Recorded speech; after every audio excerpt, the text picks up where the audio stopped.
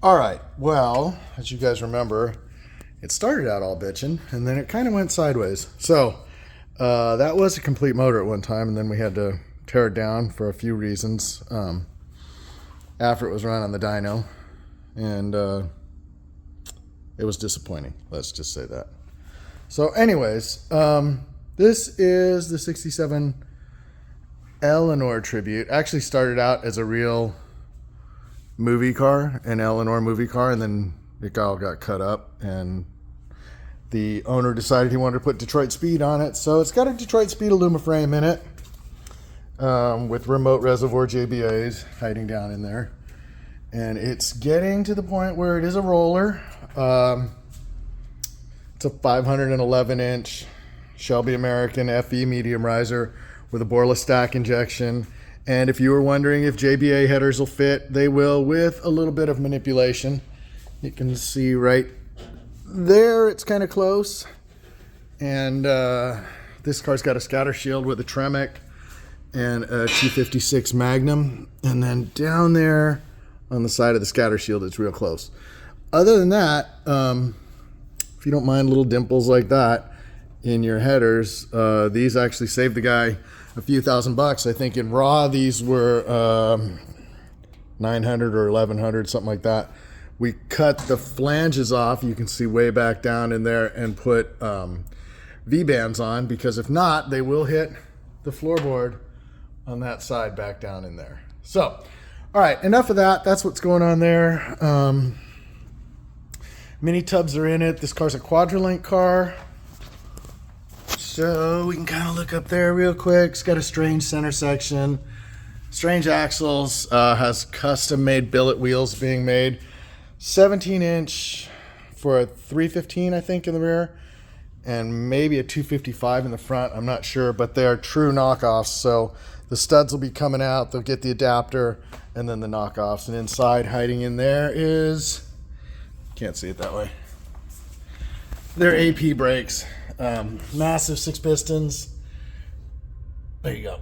So you can see the Magnum, the rear end, scatter shield. All right, but what we're talking about today is a little unboxing. So we decided to go with the Restomod Air because he wanted to be able to blend left and right like a modern car, and you know, that kind of stuff. So we'll do a little unboxing. I'll show you it. It's already mounted in the car. We had cut the firewall open once before. It's a long story why it was cut that high, but it basically got all remade again, and it would have had to been remade anyway to fit the Restomod Air. So let's get into this. It's kind of an unboxing, not a real official unboxing because the main unit's not in here, but you'll get an idea of how they do things. So it's a nice box. When you open it like this, the instructions are in the top. And, you know, it's basically a quick start guide and what was loaded in the box. If you do a Mustang, you're going to get a Haymaker S. They all come with, all Mustangs will get a Haymaker S.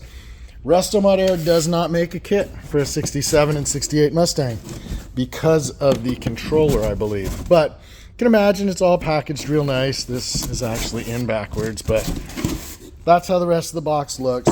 Basically, the main unit would be sitting in here. The wiring harness, actually this was in its own little box, was the heater control valve. Pretty cool, electronically controlled. Nice little piece. You got heater hoses, some basic duct hose. There's AC lines down in there too. So just your typical hoses. AC, high. Whoops, let me focus this thing. AC, high, low. Your heater hoses right there. We're going to use a bulkhead adapter, so the hoses will run to the bulkhead adapter and then through. These are the wiring harnesses. There's one, there's two. There's really not a lot of wiring to this thing. Then it has these two little boxes. This one has your controller, and I mean, it's all clean. Look at how nice they do this stuff. Obviously taking some tips from Apple. So this is your controller. It's also can be controlled by any other Bluetooth or Wi-Fi thing, like your phone or something. Underneath here, this is an adapter. If you have a stepped firewall, like the Mustang does, you might need this little spacer. We actually did it a different way. I'll kind of show you. Well, I'll show you real quick.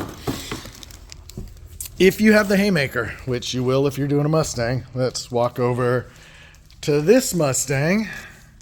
Hopefully it's got a door handle in it still. And it does.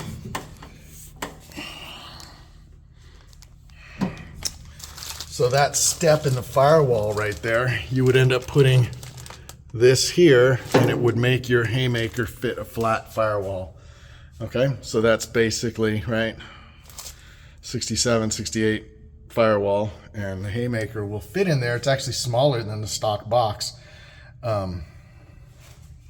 But it doesn't really clear wheel well right here to there. So you'll see when we look at it in the other Mustang on the other side over there. So let me close this door. By the way, this car is for sale. Detroit Speed Mini tub's already in it. Real nice solid floor. Convertible rocker boxes, convertible center, cross member and seat riser. Convertible boxes underneath. Kind of getting off track here, but really nicely done install. All right, so this car is for sale as a roller or as it is right there. I like that. All right, back onto this. So we put that back in there, put this back in, slip that in there. The next box is just gonna be, you'll see right now. Oh, and they give you this little Restomod thing. We're not gonna use the applique, but it's in there if you guys want it. So this is hose fittings, AC hose fittings, compressor hose fittings. We didn't buy the kit with a compressor because this kit has, you get the idea. It's all fittings, right? Fittings, clamps, zip ties, drain line, that kind of stuff, right? That's this box. Nice and clean in there. These are two of the vents.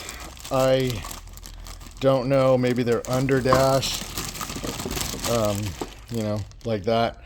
We're not going to use them. So this car, speaking of vents, let's put this back in here.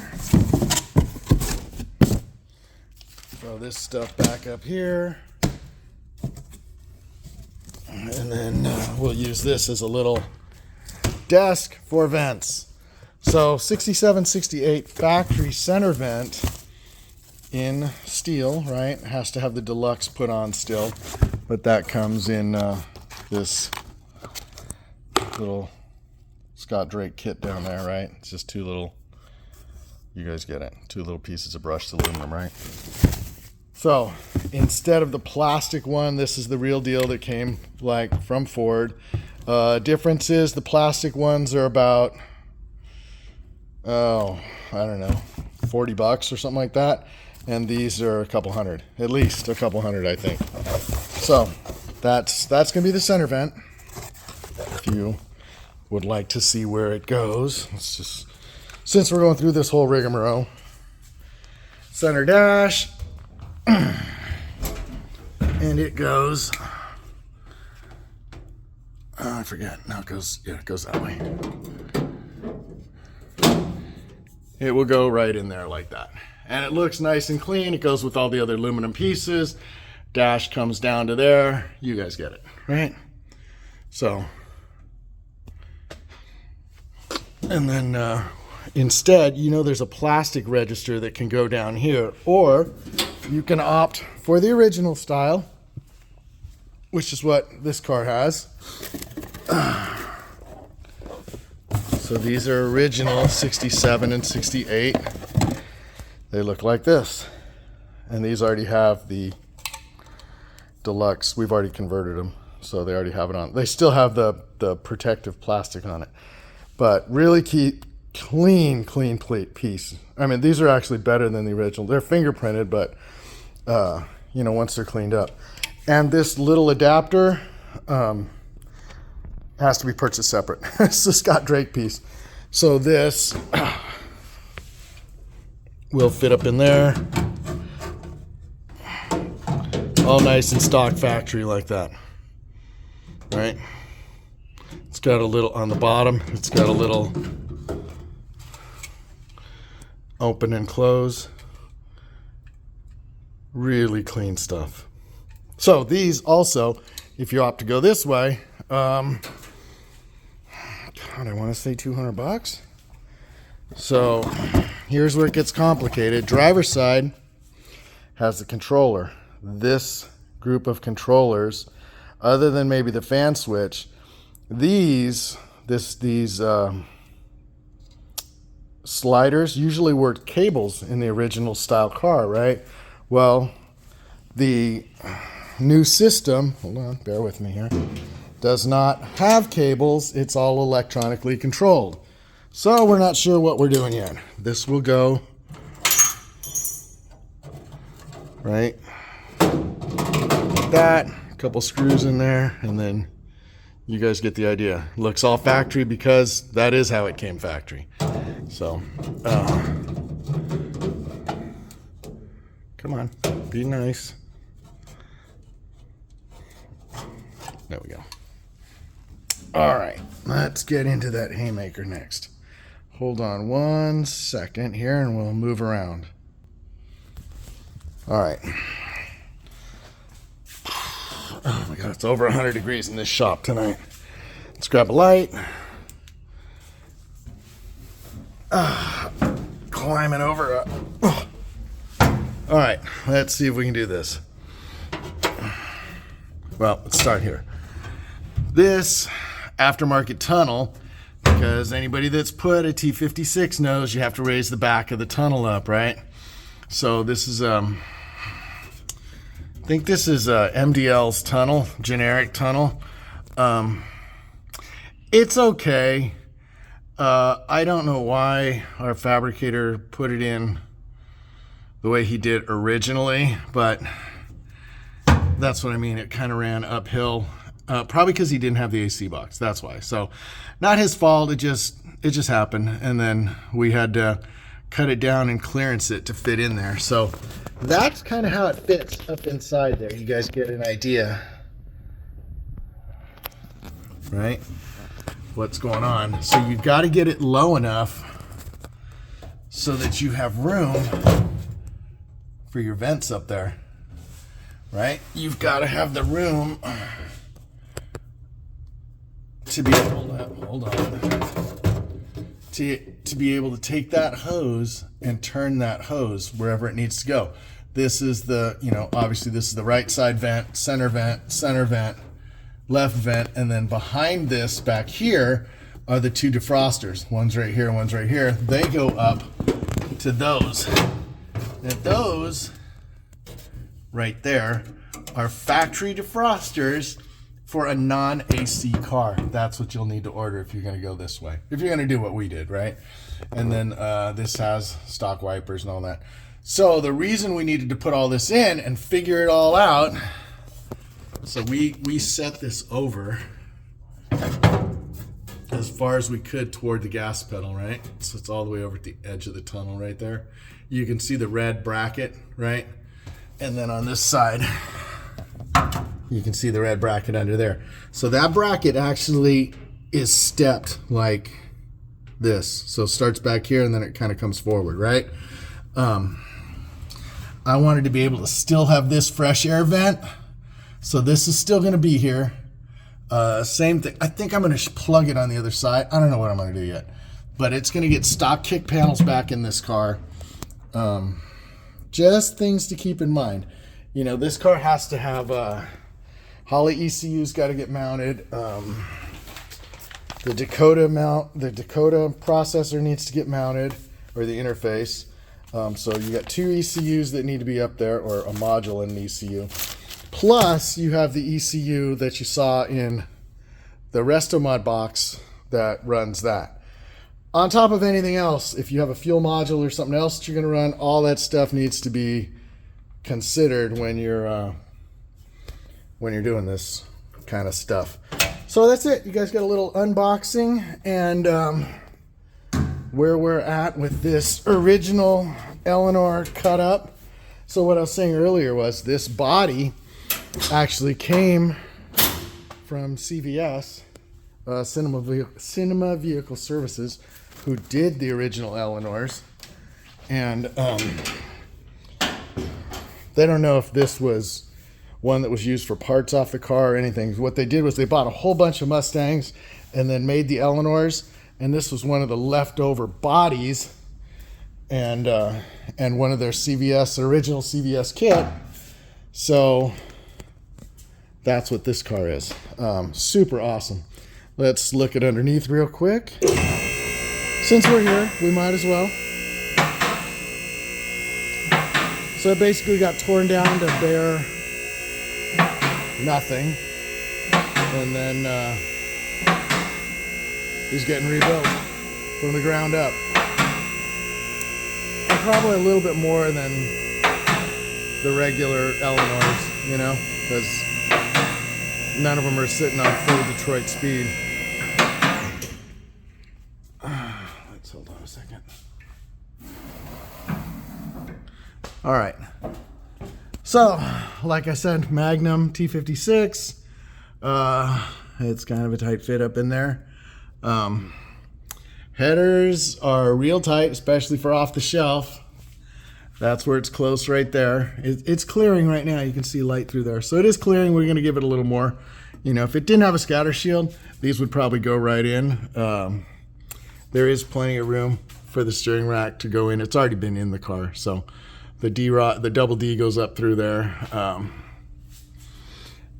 These are FE, DSE. It's all DSE. These are DSE FE mounts. The oil pan they recommended, and then we needed to clearance it a little bit because there's only one other DSE Aluma frame with an FE in it, and the other one doesn't have a stick. I think it's an automatic, or if it does have a stick, it doesn't have a scatter shield. Anyways, you can see how close that side is. It's going to take a little bit of clearancing, but I think right now the motor is, you know, it's set back on the mounts just for setting up the AC unit. It actually sits slightly to the driver's side, so we should have enough room. Other than that, headers clear really well. Everything else DSC is, you know, it's the Aluma. I really like the Aluma frame. Not such a big proponent of the Quadrolink, but I love the Aluma frame. So, and it's super easy to install. This car's got DSC subframe connectors, and then we added, you know, they come to here. We added some more material. There's a bunch of other stuff that's done to this car. These are temporarily just to hold the place. They're actually going to get taken out, and the exhaust is going to run, you know, up into the tunnel normal. Come around here. I think it's going to have a small can, and then, you know, it's side exhaust because it's an Eleanor. And then we'll probably sneak one up here, right up through there like they're made to go on the DSEs, along here, and then we'll probably just drop one right here. You know, just a little tailpipe. You won't even know it's there.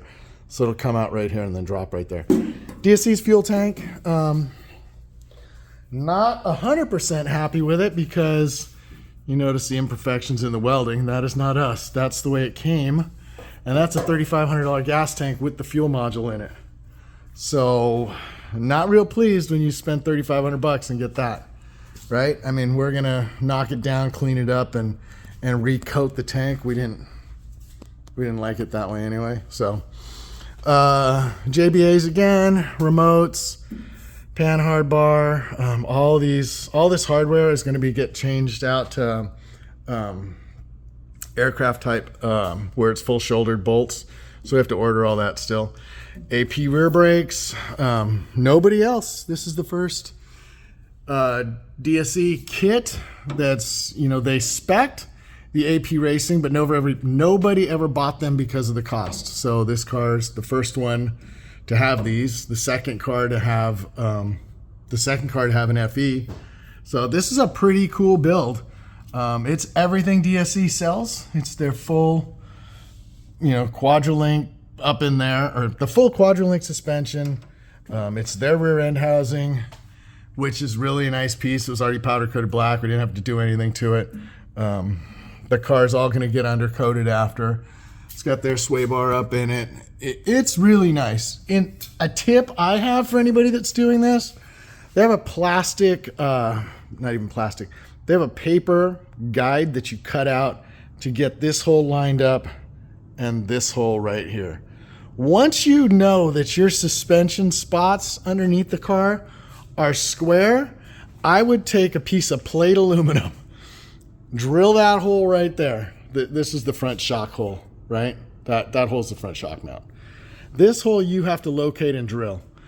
I would take and get my frame rails or my not really your rockers. You got to go by your frame rails. Pick some pickup point somewhere where your car's level, right? It's level to the horizon. Then make an aluminum plate that has that hole in it right there and the dimensions they give you for that hole right there. Make sure it's flat. Bolt that plate in there, and right there, and then drill that hole. Then at that time, when I had that hole drilled and I knew that hole was exactly where it's supposed to be, because trust me, these frame rails are never in the same spot car to car. We've done a few of these now, they're never in the same spot. So I'd have that plate. I might even make 2 of those plates. Actually, you know what? If you can make 2, make 1 plate here, make 1 plate for this side so you can pick up this hole and this hole. And then what I would do is you could level those 2 plates to the floor pan of the car, and those 4 holes would then be square. This hole, this hole, this hole, and this hole. And then the Quadrolink will go in like butter. In fact, if I ever do another one, that's how I'm going to do it, because this paper template and all this crap it's horrible trying to set these cars up. You could just half-ass it and just drill half-ass and get it close. But if you're spending the money that's in this suspension on this car and you want to do it right, I mean, there's there's $35,000 probably in this suspension, and yeah, there's probably about 35 grand in this thing now that I think about it. So, you want to make sure it's right. And this car, we know it's right. It just took forever because we built it on, the Sigmund table. So, it's gonna be a 69 Boss 302. Oh, it's getting deluxe seats. So these are also going back in it. They were just finished. These are TMIs with the deluxe backs on them. And this is all reproduction stuff. Everything in here, the seat frames, the upholstery, the foam, everything's reproduction. Actually, these seat backs and the sides from the company we got them from, better than originals. So, too many Mustangs. But that Eleanor was built on this table right here. And this table this is state of the art. There's nothing better than building on a Sigmund. I can't say enough about it. This is the Boss 302's chassis, full IRS rear suspension. We'll talk about this car later. It's awesome though. Basically that suspension right there, and that rear suspension in this car with a Cosworth DFX or DFX or DFV, whatever, the 1969 Cosworth engine. So in a 302. Anyways, that's it, guys. Man, that's a lot of crap in one video. It's going to take forever to load this thing. Like I said, this one's for sale. It's got Global West. Nice car. Really nice car. Or buy it as a kit the way it is. All right, that's not really a shop tour, but it's this is what we're doing, and a Restomod box opening. Restomod Air box opening. Take it easy, guys. Subscribe, like, comment, dislike, whatever you feel like doing.